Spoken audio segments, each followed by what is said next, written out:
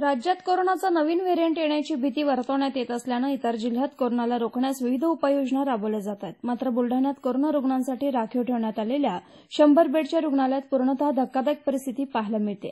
या ठिकाणी खुलेआम दारूच्या पार्ट्या केल्या जात आहेत. सिगारेटची पाकिटं पत्ते सापडल्याचं धक्कादायक चित्र समोर आले. या रुग्णालयातील काही खोल्यांमध्ये शिकाऊ डॉक्टर सुद्धा राहत आहेत. तर या संदर्भात चौकशी करण्यात येणार असल्याचं जिल्हा शल्यचिकित्सक डॉ. सुभाष चव्हाण यांनी सांगितलं. त्यामुळे या ठिकाणी पार्ट्या करणाऱ्या लोकांवर रुग्णालय प्रशासन काय कारवाई करणार याकडे सर्वांचंच लक्ष लागून आहे.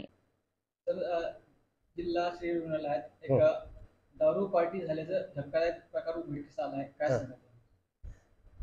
त्या संदर्भामध्ये डॉक्टर पाटील आम्ही त्या रुग्णालयाचे प्रभारी वैद्यकीय अधीक्षकाची नेमणूक केलेली आहे.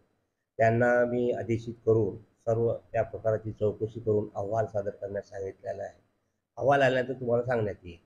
कारवाई नेमकी काय होईल? ही पार्टी करणारे कोण होते नेमकी सांगू शकता? ते चौकशीनंतर सांगण्यात येईल ना. चौकशीच झाली नाही तर कसं सांगता येईल? चौकशीनंतर सगळं सांगता येईल. ओके.